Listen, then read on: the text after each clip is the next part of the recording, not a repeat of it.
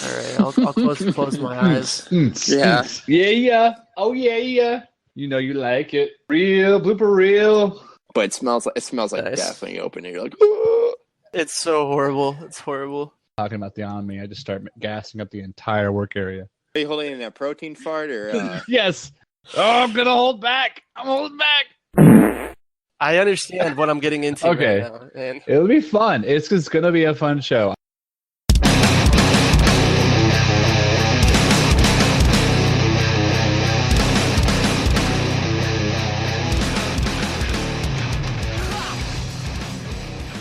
Hey, what's up, guys, and welcome to episode 16 of Bacon, Bibles, and Barbells, where we're talking about all things yoga today. We've got a special guest, Taylor Desoto, and we're also joined with Power Pastor Everett and Dave. So, what's up, guys? Not much. Yeah, same stuff all the time. Yeah. I actually started some circuit training today. That was cool. Some guys working at a different bank that I work at. They keep going in at 11. I usually go in at 12, and I was like, "Hey, let me see what you got. Let me get on the circuit train for a little bit." And it was pretty fun. It was chest day, and so they started off with flat bench 225 for 5 sets of 5 on a block, so you don't actually touch your chest, which is weird. I've never done that before. And then you circuit to plyometric push-ups for 3 sets of 8.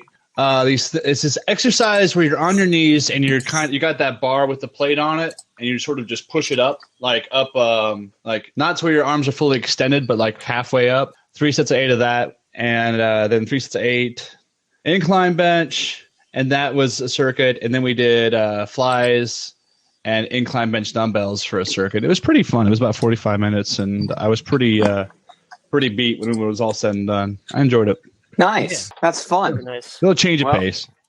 Well, I'm in the middle of a deload week because I have my meet coming up Nice. this Saturday. So I'm just lifting at about 70% most of the week and just kind of feeling lazy. Hey, that's all right. We need those weeks sometimes. Saturday will come before you know it. That's right. Well, I'm excited about it. You know, my son's competing with me. It's his first meet, so that'll be a lot of fun. Yeah, Cool. that'll be cool. Looking forward to next week so we can share the results with everyone, how that goes. And Yep. Are you gonna have to bulk up to get the numbers you want, or are you gonna? Well, I've had to readjust just because I had to cut down to the 105 class. So I'm looking forward to being done because then I can start bulking for my next meet. more pizza challenges. More pizza. Well, you know, Monday's my birthday, so I get my own birthday cake. Oh, that's awesome. Your own. That's right. It'll be all mine. Gonna time yourself. So we're talking about yoga, and Mike, I've got a joke for you. All right, what's this, Dave? All right. Here we go. This is before we introduce our guest. So he's actually having to sit through this painful joke. What kind of yoga do you do in a casket? I'm gonna go with decompose. Final answer. Yeah, you have got it correctly. How did you know? I have no idea.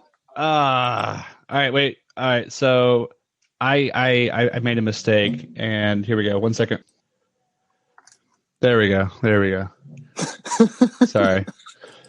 I'm working on my sound effects skills. I really am. All righty. Wait, was there a sound effect? Because I didn't hear it. That's supposed to be the Arrested Development. I've made a huge mistake. Yes, that's not. My sound effects aren't coming through. Did that work at all? I can't get your sound effects to work. Okay. Our guest, Taylor Desoto. He is also a member of our Facebook group. Taylor, why don't you tell us a little bit about yourself? Yeah. Hi, guys. Taylor Desoto. I am 24 years old. I'm from Tempe, Arizona. And I recently graduated from Arizona State University with my degree in business administration and communication. I'm a Reformed Presbyterian, Westminster Confession. That's a recent development. I was 1689 about a month ago. So that's been kind of a changing thing for me. And the interesting thing about me, I think, that makes me a little bit different than most members of the group is that I practice yoga or bodyweight fitness as my primary workout, as opposed to slinging around the barbells. So that's a little bit different, a little different pace. So Very cool. Taylor, I'm confused. How much do you bench? I can bench 185, 5 reps. I'm just teasing. No, Actually, so in high school, I definitely threw some weight around.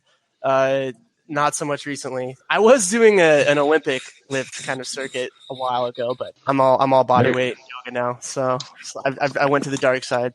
that's cool. And what are some of your, I guess, other hobbies outside of yoga?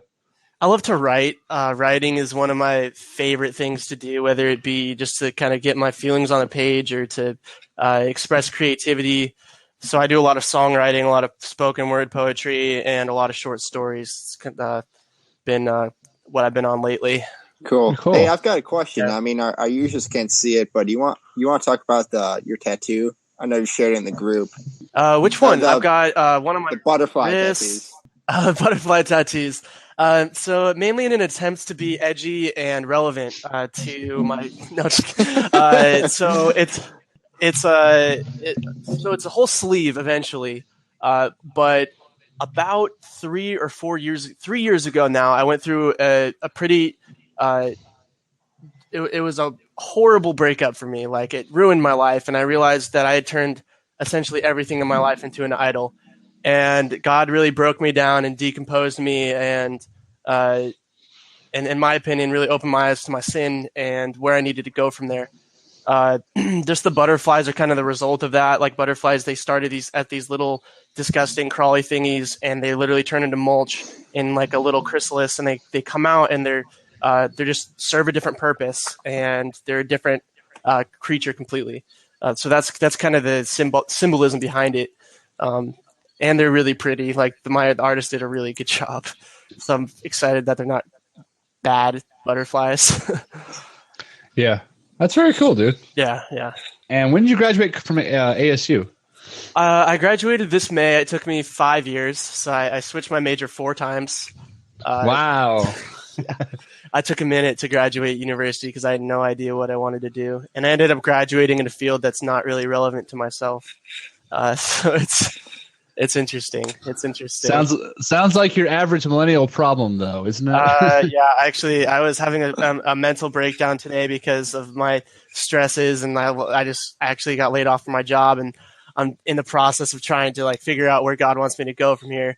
And I was like, in my head, I'm like blaming my parents. I'm like, why did you give me a good life? Like, why am I expected all this, all this standard of living that now I can't afford? And I'm just getting upset at everyone and everything. And like, it was horrible. I had to really slow myself down and just like get on my face and pray about that. But yeah, that's been my day so far. It sounds like the opposite response that most people would have of, feeling like they're entitled to all this stuff, and you're like, and you're seeing it from the other perspective of, man, if I was used to a lower, standard of living, like, like why do I have all these things that I can't afford? Like, I hate it. I was like seriously like getting ready to be like, all right, I'm putting my car on Craigslist, my bike, my everything, like I'm selling it all. I'm just gonna move back home, and throw the dust on my head and rip my my shirt, like, and then one of my friends called me and was like, Taylor, snap out of it. So it was a roller coaster of a day for sure. So we're talking yoga today then.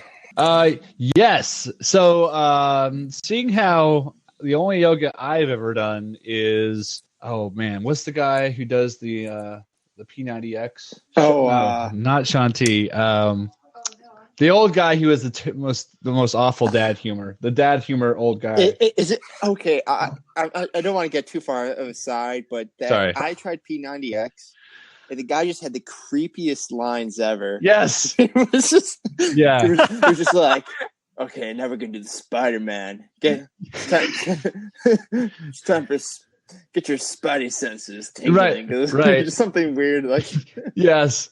And then there'd be some girl, and he'd be saying like the most awkward things to her. It's like, I feel wrong participating and not correct. Like, what are you doing, sir? What are you doing? It's like your daughter over there. Oh, anyway. P creepy X. Anyways, so yoga. I've never actually. yoga. Yeah, I've never actually. So, yoga. So speaking of creepy Spider-Man P90X comments, we wanted to have Taylor on as a guest. We thought it'd be really cool because he's as you mentioned he's into yoga, and be kind of good discussion of his perspective of talking about yoga from a perspective as a Christian and kind of getting a little broader sense of fitness that we typically tend to do. So, Taylor, let me just ask you this: can Christians do yoga? I'm going to answer this. My short answer is, and there's 3 parts to this answer: yes, but not always, and with discernment. All right, guys, thanks for listening. And that's so essentially, kind of break that down a little bit. When you talk about yes, I think there's certain contexts in which yoga isn't your traditional wrapped in Eastern philosophy exercise, right? And what I say not always is there's going to be, I would say, the majority of classes that you might attend that are probably not so wholesome for the Christian to attend for a multitude of reasons. I mean, you've got the clothing. As a man, you walk into a yoga studio, the type of clothing that is adorned there is typically very form-fitting and might not be wholesome for your eyes. So that's something that I when I practice yoga, I actually don't wear my glasses for that reason. With other people, I just blind myself essentially so that I can practice. Right. Another reason is there's certain types of yoga that are more meditative than actually about the exercise and about the fitness. So if you can find a studio where they don't actually focus on, like, there's certain situations in which it is good, it's wholesome, but I would say a large percentage, and why I practice in my room is because there's a lot of different classes that aren't wholesome for a Christian to attend because of the concerns that I would say most Christians have for yoga. Right. And so I know you mentioned because of yoga pants and stuff like that, but what are some other types of classes that you're specifically talking about that should be avoided?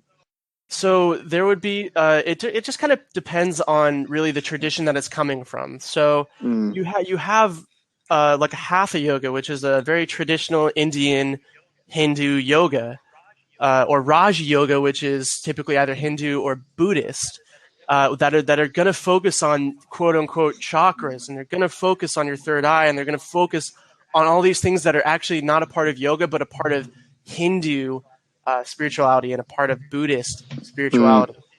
So if there's a yoga class that's kind of focusing on that, like, not to say that if someone starts talking about Buddhism in front of you, you're just going to suddenly be overtaken by some weird, spiritual presence. That's not what I'm saying. It's just, it's really distracting when you're trying to work out and somebody's preaching Hinduism at you. So, yeah.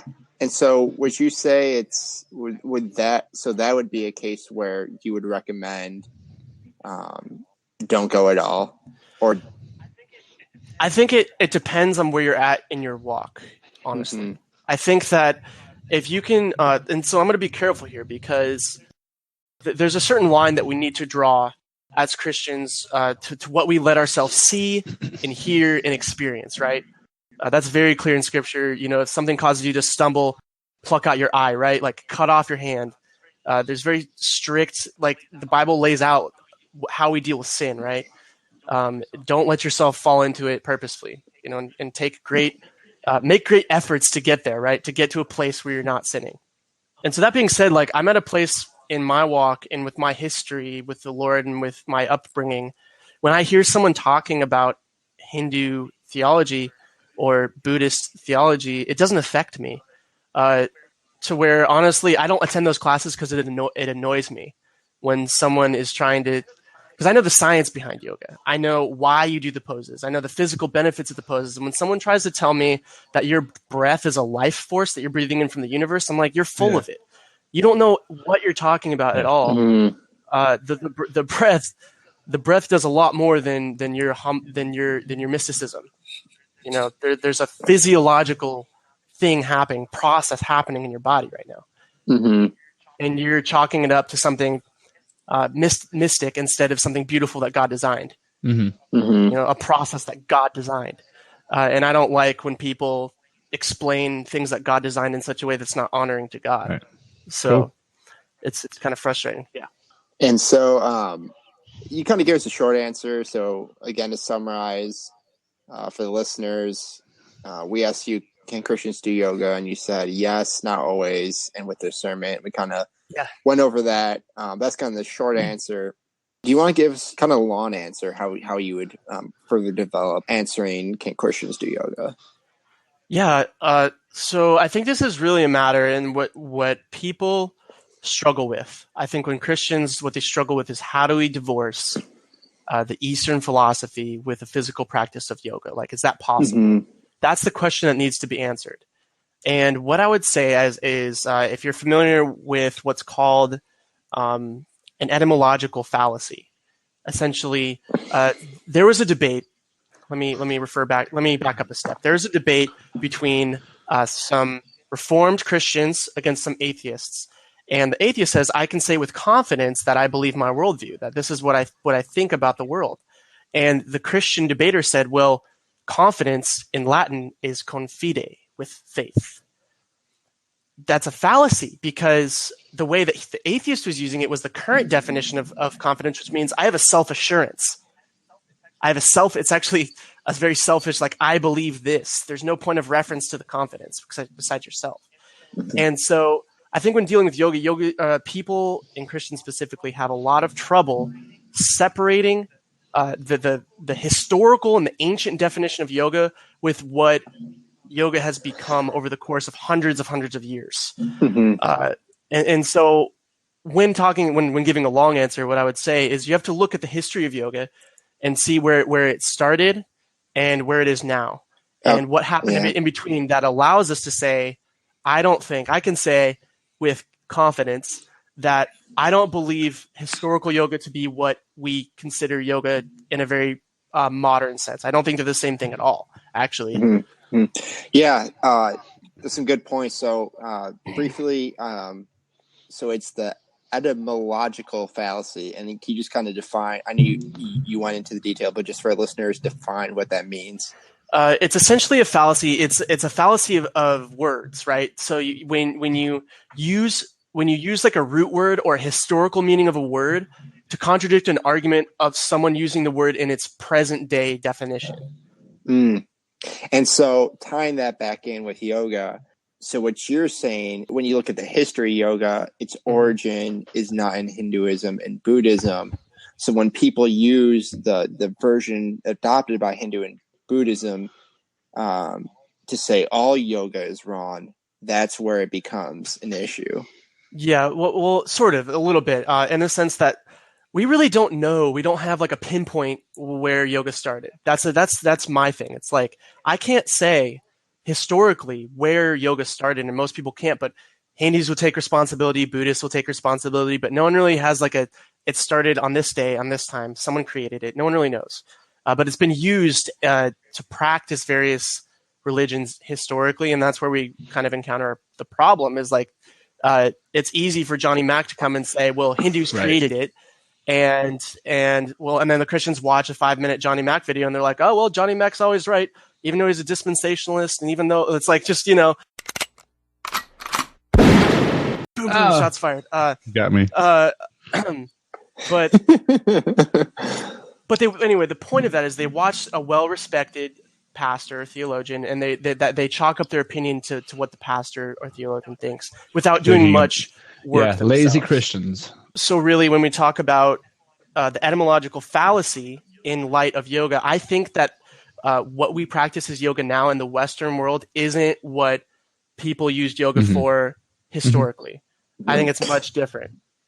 I have a question. What does yoga mean? Like, is it, because that's not an American word. What is, or English word? What is yoga, and what does it translate to?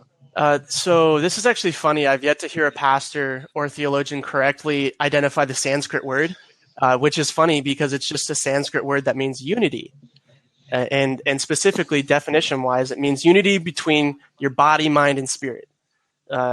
That's historically what yoga was. It was an attempt to unify your mind with your muscles. So you know when you think something, your muscles do what you're telling it to do.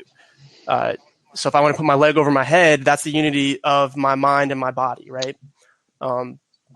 In a very simple sense. If I want to deadlift something or I want to squat something, that's the unity between my mind and my body. My mind is telling my body what to do, right? And then spirit, obviously, is just how that relates to the soul, which I would say Christians say that that man has a soul. So really, that's what the unity refers to, is an attempt to kind of reconcile our thought process with our body and our soul. So then you would say that the term yoga in itself is not anti or contra Christianity. I think you have to be careful with that a little bit, because if you look to its origins, it meant unity, and their definition of soul isn't exactly the same definition as our definition of soul. However, if someone were to hand me the word yoga and I looked it up, I would find no problems with it. Does that make sense? And so that's why we have to be careful. We have to be careful not to kind of intertwine our Christianity with, like, get hung up on these terms. And which is why I say, if you're going to practice yoga, do it at a very physical level. Don't try to make it a spiritual thing, because I don't think it is. And we'll talk about, when we talk about the benefits of yoga, I'll explain why I don't think yoga was ever intended to be a spiritual thing. Okay, cool. We're going to get to more about benefits of yoga and all about that. Just want to ask 2 quick questions before we jump into that. Yeah, of course. The first question I would ask is, what are your thoughts, kind of briefly, what do you think about churches that are doing yoga? Is that a good or bad thing? It depends.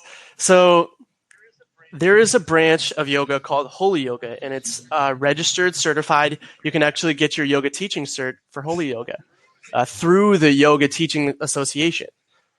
So it's actually like a recognized branch of yoga now. However, it's very Arminian, and it's extremely charismatic.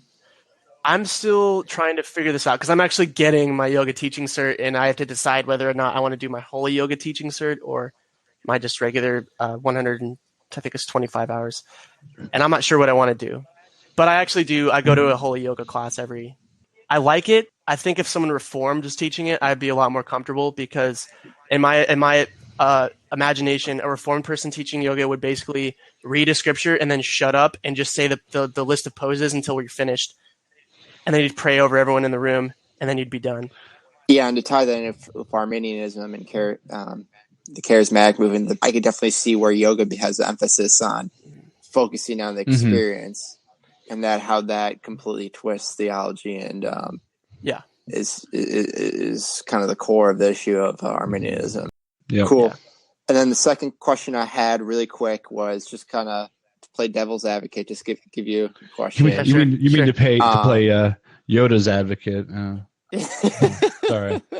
Wah, wah. All right, go on. So you look at the Old Testament laws, and this kind of relates to tattoos. Like, you should not make a marking upon your flesh, and those ceremonial laws about wearing things of cotton and stuff like that. And so we would say, according to Reformed theology, that those are ceremonial and they've been fulfilled by Christ, and they're no longer binding, but they have, right. I guess you can possibly make the argument saying that the general equity of those laws. So what was the main purpose of those laws? What were they teaching? And they were teaching that Christians should be set apart from the world.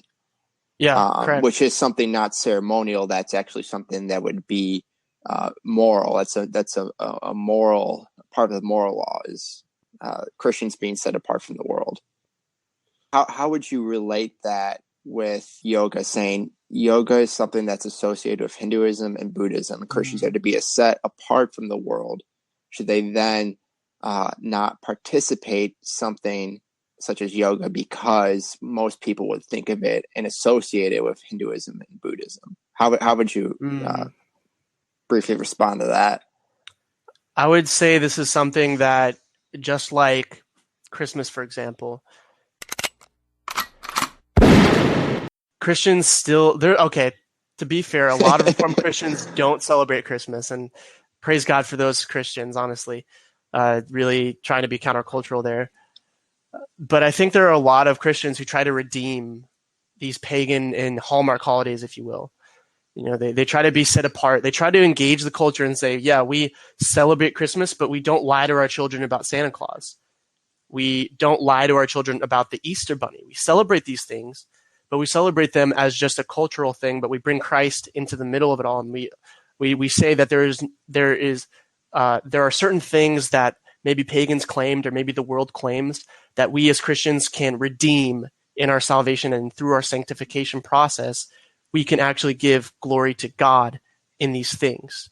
We can teach our kids that Christmas represents a greater story, and that it's about giving and not receiving, and that it's about the gospel. And I think there are certain things that we can say can be redeemed by the gospel. And I think that when in relation to yoga, this is a very touchy subject because there are very few Christians doing it. So, and I think that maybe that's a good thing, but at the same time, I like to do in my life, I like to say, hey, this is something that I love to do, and I think that it's healthy for my body and it doesn't cause me to stumble. I want to show people that I can do it without the Eastern philosophies, without the paganism.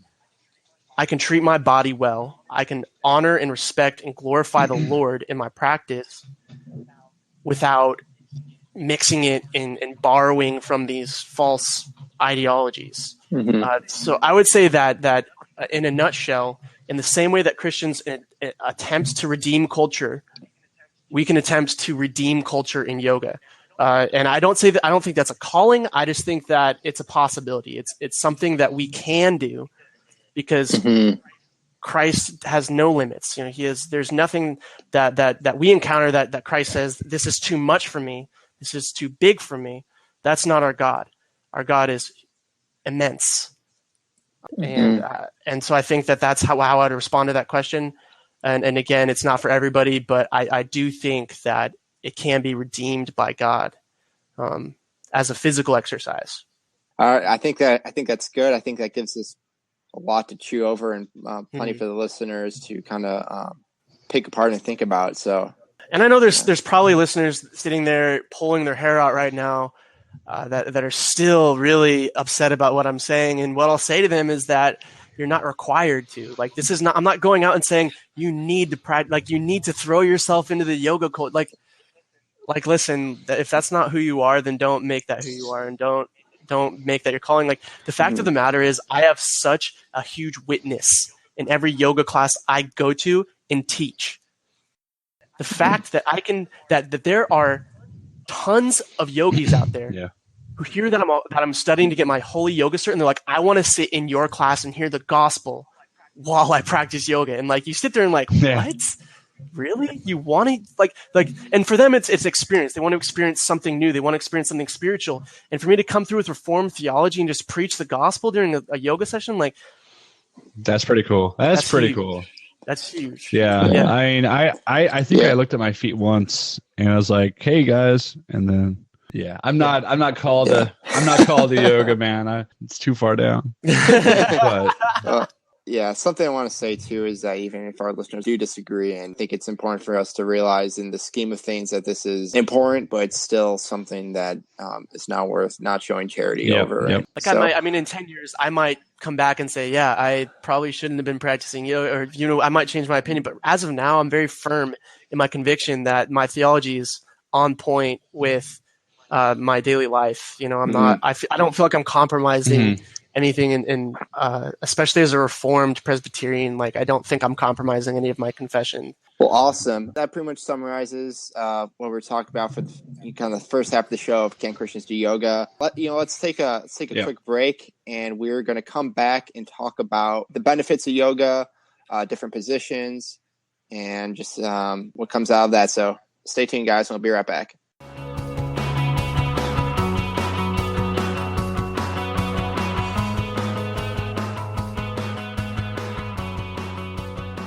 All right, welcome back, guys, to the second segment here of Bacon, Bibles, and Barbells, episode 16. We're coming back to talk to Taylor about yoga. And but quick joke. It's not a joke. It's kind of more of a statement. I like theonomy. I like my babies like I like my donuts sprinkled. Oh, Heyo. Got him. You know what I always said? If I was a Credo Baptist and I married a Paedo Baptist, I wouldn't let her bathe the kids, take them to the swimming pool. Like she'd get the kids swimming lessons. I'd be like, why are they at the PCA church? That doesn't make sense. And that was always my running joke about baptism. But now I must be sprinkling kids all over the place. It's good stuff. Yep. So, while Mike continues to chug a gallon of water, He's chugging so much. Is that an old Pedialyte? That's Pedialyte. Oh, cranberry juice. Okay. Cranberry juice. It's for those. He's the antioxidants. If you have kidney stone issues, cranberry juice is the way to go. Yeah. It also mixes pretty well with certain alcoholic beverages. This is true. Although I was trying to read the label. It's Old Orchard Healthy Balance, sweetened with Splenda, 4 grams of sugar, 4 carbs, and 20 calories per serving. So, guys, if you'd like a nice glass of cranberry juice without the calories, feel free to check out Old Orchard Healthy Balance. They are not a sponsor of our show, but we desperately need them. So you can contact us. Is it Old Orchard? Old Orchard. Old Orchard. See, I just use bottles and fill them up with water, and it's like a half gallon. So I had to fill up twice and drink it. I got my gallon of water for the day. So, man, for you guys. That's awesome. You know, they actually sell those. They sell like the gallon things with a handle on them at the 7-Eleven. So you can refill those with a handle on the jug. I'll need to get my hand on that. Hey! That's awful. It's so bad. I've got nothing. No, those make your forearms look good. Like anything you can grab like this, just make your forearms look so much better. Yeah. Well, that's good point. Speaking of cranberry juice with a handle, Taylor, you want to talk to us about? Speaking of transition, we're the best. We're the best. We really do. All right, focus, guys. All right, so Taylor, what are your favorite positions in yoga? So this is going to require a little bit of an explanation. There is a series of poses called the Ashtanga primary series. And every single pose in the primary series leads up to the end of the series, which is a very strong pose. For example, there's a handstand in this, and it requires you to press up into it. So you go from a forward fold, which is touching your toes, to a handstand without jumping or leaping or anything like that. So my favorite poses are the ones at the ends of series. So in this particular case, there's handstands, forearm stands, tripod headstands. Those are my favorite inversions because they're all very strength intensive positions. I mean, you really kind of figure out how strong you are in relation to how much you weigh, depending on how well you can hold yourself upside down in a hold, right? Yeah. Yeah. And then another one of my favorite poses is crow or crane pose and the variations that are involved with those particular poses. Just because there's you have to be very strong and very flexible to do these positions. Like it's just a testament to all the work that you've done. If you can hold yourself upside down on your hands, right, for extended periods of time, like you have mastered the center of your balance. I mean, you have a strong core, strong back, strong arms, strong shoulders. Like you've gotten there. You've achieved a lot of really cool things at that point in your workout if you can do these strong poses and strong holds. So that's why I enjoy them particularly, but I love the series leading up to those two because you can see progress. Like just like when you're benching, you can see every time you add a new amount of weight onto your bench press or your deadlift or your squat, like you can record that and you can say, hey, I'm making gains. The same thing goes. I mean, when you get to the point where you can put your hands completely underneath your feet and just bending over, you go from touching your shins to your toes, and eventually I can put my hands all the way under my feet. And just like seeing that progress, the hip flexibility and the hamstring flexibility, and then ultimately the strength to get yourself up into a handstand, it's really rewarding when you look at that and measure your progress that way. So that's really cool. And so it takes a lot of core strength, I imagine. I guess you guys make excellent. I was going to say, I guess you guys make excellent break dancers. Actually, some of the poses we do are very reminiscent of breakdancing holds. We do share similar holds, actually. That's very cool. Yeah. That's something that I find when I'm doing, my strength training, having a lot of core strength is something that can really help in a lot of different ways. So I really respect the people that can, like handstand. That's ridiculous. I just have no balance at all. Yeah. Anyway. It's muscle memory. And yeah. That's a good point, Dave. You said how core is such a huge issue with lifting. That's kind of one of the benefits of yoga. You're going to develop your core, but that's kind of what we want to get into next is, Taylor, can you explain to us what exactly are the benefits of yoga and why someone should do that? Yeah, so let me preface this a little bit.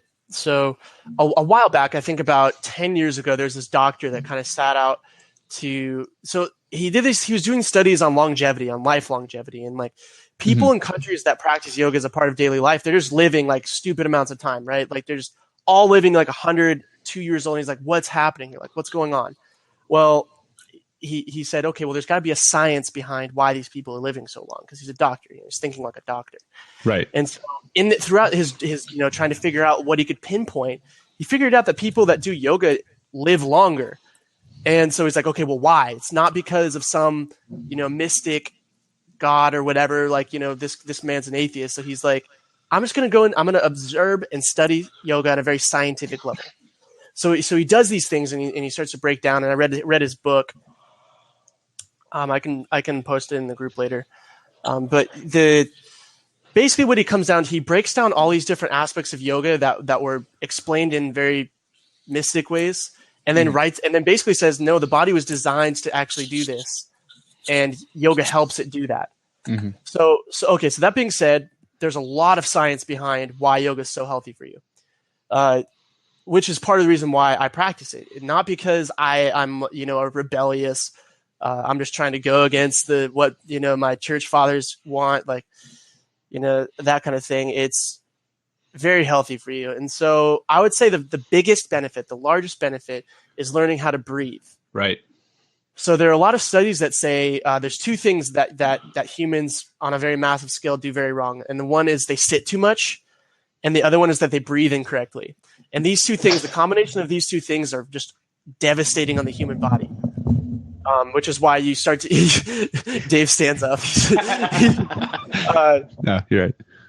You start to see that in corporate culture, standing desks are starting to be appropriated to workers now, because all these studies are coming out that you need to be standing more. And in the same way, if you learn how to breathe, I mean, you can actually develop knots in your back, in your muscles, due to lack of enough oxygen getting to your body. And so, as a result of breathing better, there's more blood flow into your internal organs, like that area, as well as your muscles. It's really cool. Basically, the science behind that is that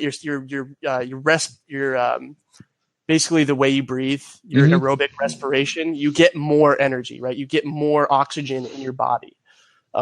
So the problem is humans don't breathe deep enough, and they don't breathe regularly enough with a good tempo. And so you're just constantly shallowly breathing, and it's really bad for you. So what yoga teaches, and this is something that we can observe quantitatively, that people who breathe better, like specifically people who have vocal training, like singers, breathe correctly. And they also have better posture too. So that you can kind of compare yoga and people who have singing training, and both of them kind of see the same exact benefits of their back. Their backs are usually less tight, and they often aren't as stressed. It's really cool. And it's something we can study with science, which is really fantastic. Then the next thing is obviously increased strength. That includes core, back. You can actually see hypertrophy from yoga. Like you can get some gains from doing yoga, believe it or not.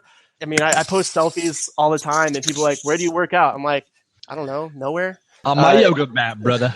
On the mat. Meet me at the mat. And but basically, like you were saying, and I think you guys actually talked about this in a previous podcast, is that core is such a problem, especially among people who are doing power lifts and Olympic lifts, that they're getting these back injuries. And like one of the leading causes for back injuries is that your core is too weak for the lifts that you're doing with the other muscles in your body. Mm-hmm. So this was when I used to rock climb really hard. When you would do a move that required immense upper back strength and immense bicep strength and immense forearm strength, but you hadn't properly trained your lower back, you could severely pull your lower back to the point where one week I was bedridden because I did a move that was too strong for my lower back. And so just the simple fact of being stronger in your core, and you can achieve this just by doing core, obviously, but yoga is very core intensive in almost every position. So that's why it's such a huge benefit to you physically, right? Yeah. So core strength is like, I would say breathing and core strength are the two benefits that can benefit every single person that lifts heavy weight, that throws around heavy weight. And then another couple of cool things that we observe in people who practice yoga is that they don't get injured as often because yoga seeks to align the body in all the postures. Like it looks at the alignment of your spine, mm-hmm. and all your poses are based on your hips and your spine and the way they align with the rest of your body. You work these muscles and you stretch these tendons, and you basically get to the point where your body is aligning itself in a way that's much more how it was designed than when we sit down and we look and we stoop. We're actually permanently affecting our posture. Mm-hmm. If you look, especially now, people looking down at their phones, most people have a little bump on the back of their neck, where their neck meets their upper back. That's not aligned because they're so used to looking down and looking at a screen, and that's not how the body was designed. That's not what we're supposed to look like. But so that's actually something. The alignment part. I'm curious. Not everyone has it, obviously, okay. But like people, they're actually they're noticing more. People my age and younger who are basically glued to their phones and looking down all the time. They're noticing that their posture is just awful. It looks like this. Right. If you're a listener, I'm basically curving my hands very gently instead of having a kind of a straighter back. It's just horrible posture. Right. Yeah. Hey, usually, Mike. Taylor, as you've talked, I was hunched over looking at my phone, and now I'm standing up because I'm really self-conscious about my back. Yeah. Like, I think my back just got less flexible hearing you talk. Yeah, and for men especially, upper back is usually one of the tightest parts of their body. Yeah. And yoga really can open that up, and it helps prevent stress knots and that kind of thing. So basically, when you do enough poses that work your flexibility and work your alignment, you get injured less. They've found. So when you're, for example, when you're throwing around heavy weight, if your posture is bad and you're compounding, let's just say your spinal column, and your posture is bad with a lot of weight, that can hurt you really bad. Yeah. And that's how you pinch nerves. And if your posture is better naturally, right, from doing just call it what you want, stretches, posture exercises, yoga. When your vertebrae compound, when you're throwing heavy weight on yourself, they're not gonna do it out of line if you have correct posture, right? That's the idea of lifting correctly, right? And so yoga helps with that, like having a natural posture that's correct. Yeah. And so you get injured less. And something really interesting: practitioners of yoga and Tai Chi recover from major surgeries and injuries faster. And they're not really exactly sure why, but it's something that they've actually observed and seen, especially in older folks. Yeah, I did. I spent a couple months doing some martial arts, and I was just amazed at how inflexible I was going from zero to getting that first belt. I was like, this is it's crazy. Like, you don't think about it until you start doing it, and you're like, this is really something.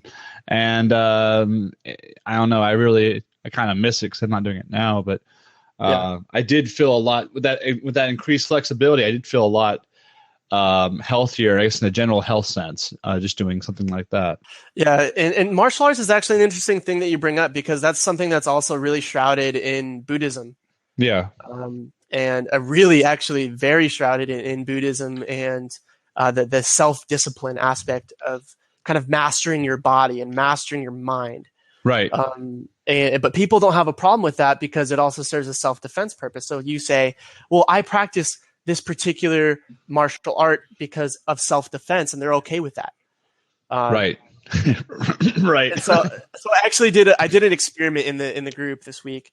I posted basically I went from Bakasana to side crow, which is a variation of Bakasana, and it was a very mobile hold move, and I called it body weight fitness, and I got 99% more positive feedback than on all the posts I say where I'm doing yoga. And so really what it's coming down to is people hate the word yoga. That's all it is. They hate the word yoga. And I think we should change it to Yoda. Yeah. So I'm going to start calling it body weight fitness because that's what it is. And yeah. But I mean, back to martial arts, yes. Like you look at flexibility and you look at disciplines that teach flexibility. I studied in China for a summer. I was on a mission trip, and I had like a 137-year-old Tai Chi teacher. Like it was insane how old this man was, but wow. He was just like a tree. I mean, this guy was sturdy, and I didn't understand a word he said, but I just followed his movements and I learned Tai Chi, and it was really fun and a really cool experience. When you discipline your body like that, when you discipline your body with flexibility, core strength, as you get older, you're going to get injured less, and that's something that we can quantitatively show that people who are more flexible and who have stronger core, into an older age, they have a better quality of life, actually. Cool. So, yeah. Now, does yoga also, or body weight fitness, does it also reduce stress? Yeah. So that's something that's a little bit less quantitative as far on a scientific level, but essentially what we can say is that when you do any sort of meditative exercise, so when you examine yourself and you internalize your issues and you break down like what's going on in your heart and in your life, which is called in the Bible to inspect yourself, right? To inspect yourself, if you're in the faith, Christ is yours, that kind of thing. It's really good for the brain. Like it's actually really good for you to just sit down and be quiet with your own brain for a while. Right. And that's even an atheist can do, right? You can just observe your life, critique your life, and just be silent. It's that alone will relieve stress. But it's so heavily entwined with yoga. There's a meditative aspect to it. It does relieve stress. Anytime that you are quiet and you shut off your world, your worldly distractions, right, and you just get into some prayer, like.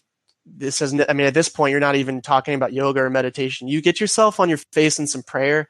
People who pray more are less stressed. And actually, scientists have tried to explain there's some sort of hormone or something, but honestly, it's just, that's what happens when you're quiet, right? And I think being with God is ultimately extremely healthy, just to be silent within and to pray. So that's my recommendation for relieving stress, is not to practice yoga, not to meditate, but just honestly get on your face in some prayer for a long amount of time. Yeah.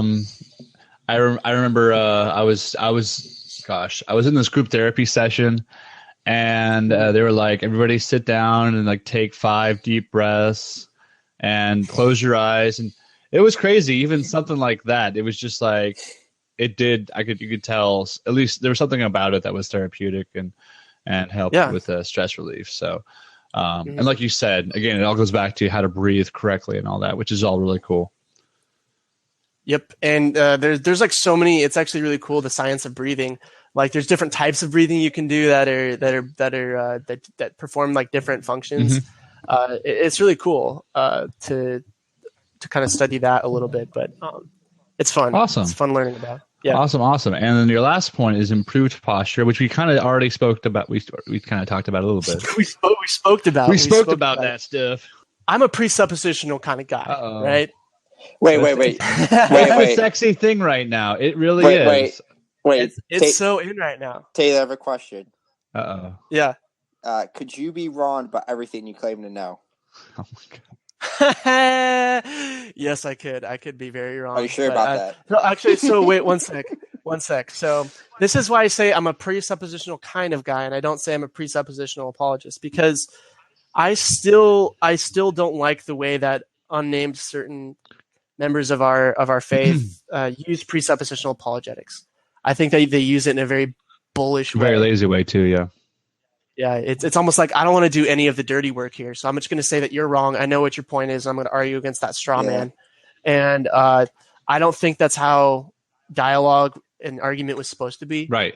I think that there should be a very challenging discourse between two people. You know, you should have to prove that you are worthy to be in this conversation of high intellect. Like, you should prove to your opponent that, hey, I have done the work. I know what I'm talking about. I'm studied. You should listen to me.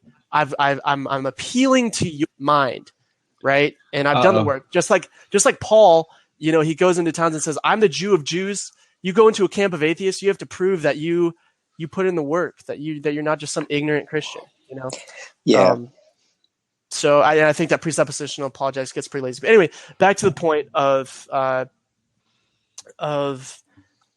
presuppositions. I think that the body was designed a specific way, and I think that sin affects the body. You know, the result of original sin has affected the body in the forms of cancer and sickness and disease, and ultimately posture. You know, we don't have very good posture as a culture, even. Right. And I think that when what yoga does, and this is why I refuse to believe that you have to say that yoga is a spiritual thing, is because the poses in it and of themselves are so beneficial to the human body. It's incredible how these poses align your body, and over a period of time of doing them, your posture improves, your core strength improves. And ultimately, if you found a book of Hindu writings and it's got all these postures, and actually this happened in the 18th century in Denmark, someone found like this Hindu book and found all these pictures and was like, "Hey, we should do these poses." And they called it primitive gymnastics. And they didn't know what it was about, but they were like, "Hey, let's just do these poses." They had no idea that it was related to some sort of philosophy. And so I'm a firm believer that if you do these postures, these stretches, these workouts, these exercises, they're really good for your body. And as far as posture is concerned, we all have terrible posture as a people. And I think we can all kind of do better on that as far as stewarding our body, because that's what this group is about, right? It's how do we steward our body better than we have in the past? You know, how's tomorrow going to look for us? And that's what I truly think yoga accomplishes, is that it helps us steward our body well. Awesome. Yeah, just to recap for the listeners, the points we talked about for the benefits of yoga are breathing, increased strength and muscle tone, injury prevention / recovery, reduced stress, and improved posture. So I think what's cool about that is that those benefits can be for people who just want general overall well-being. It could be something like you, Taylor, where you specifically focus on that. It's kind of your main scope and focus. It can also be beneficial to lifters, and we have a lot of those listeners. And so there's a lot of people people of all sorts can benefit from this. And I think that's a good connection. And then we call it the crane. Sorry. The crane. I have no clue what I'm talking about. The gym is that way. Yeah, that's right. How big is that bathroom seat? It's this big. Yeah, so we went over those benefits. Then if someone's a listener and they have no idea where to start, where would you recommend they go to get a grasp of this and get introduced to this? Because when I opened up the dialogue, I said that Christians can practice yoga, but with discernment, right? And it's really difficult to find a program that doesn't have a very big influence, that doesn't have an influence of Eastern philosophy. And so what I would recommend is actually looking at videos online and just kind of see, like, so you get the correct form, right? Where I started at university learning yoga in a class that was not allowed to teach it from a religious perspective. So I got a very secular look at what yoga was, which I think has impacted the way I practice yoga. But really just maybe start with, let's just say you have very tight hamstrings. Look up some hamstring stretches, look up some hip openers, and just start there with one or two poses at a time.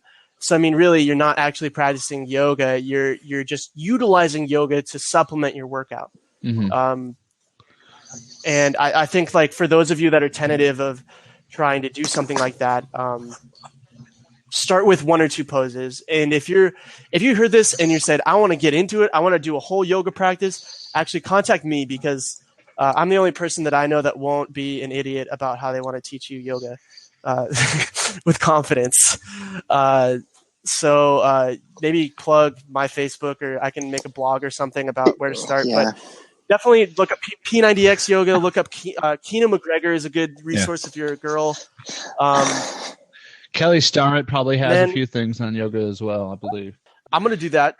And my recommendation, though, in a nutshell, for those of you who are interested in either practicing a full session of yoga, is to look up like a P90X workout, or maybe look up Keena McGregor's Intro to Yoga. If you're a girl, if you're a guy, maybe look up Tim Manfield. That's her husband. Just because I don't want the men going and Googling female yogis. It's probably not super edifying and not super beneficial to the eye. So Tim Manfield for you guys, and Keno McGregor for you females. Cool. This next move is called the post-mill ragdoll. Everyone assume the position. This one's called the Millennium. Oh, gosh. This next one's called the Hagee. Everybody get ready for this one. This is going to be good. The Rapture. The Rapture. The Rapture. Fun. Nice. All right. Well, you guys, you can find us at baconbiblesbarbells.com. We're at Twitter, Gainz and Grace, Gainz with a Z. And we also have a Facebook group. That's the best place to interact with us. You can find us there. Just search Bacon Bibles Barbells. If you have any workout plans or ideas for future episodes, you can email us, baconbiblesbarbells@gmail.com. Taylor, do you have a show as well that you'd like to share with us, our listeners? Sure. If you are interested in, you're a Reformed single Christian, I have a podcast called Convert to Flirt, the Reformed Singles Podcast, where we discuss life as a single Reformed Christian. Our most recent episode was actually about how marriage is a huge blessing, but married couples oftentimes aren't a huge blessing to the single people of the church. And so we kind of break down some really controversial stuff. We talk about dating. We talk about what it's like to kind of approach and engage the life as a Reformed single Christian. So Convert to Flirt, the Reformed Singles Podcast. Do you guys have any good Calvinist pickup lines? Okay, so my favorite Christian pickup line that I have heard in the last week on our Facebook page, the Reformed Pub Harmony, is your name Faith? Because you're the substance of things I've hoped for.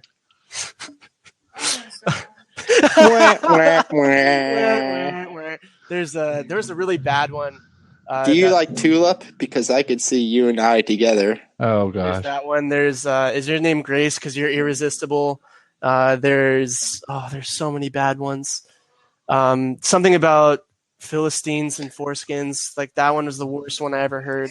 Whoa. Yeah. It was. That's not going to work. No, it was bad. It's bad. I have to do I'm an admin over there. I have to do a lot of policing of stupid things that my brothers and sisters say. That's cool. Well, Taylor, thank you so much for joining us, and we hope that we can have you back sometime to talk about it. I'm really excited for our listeners to hear this and kind of see what they think about it, and it's been really helpful to provide some awesome insights into yoga and the benefits that it could bring. So, everybody, we will see you all next week. Gainz and Grace. Gainz and Grace. Gainz and Grace.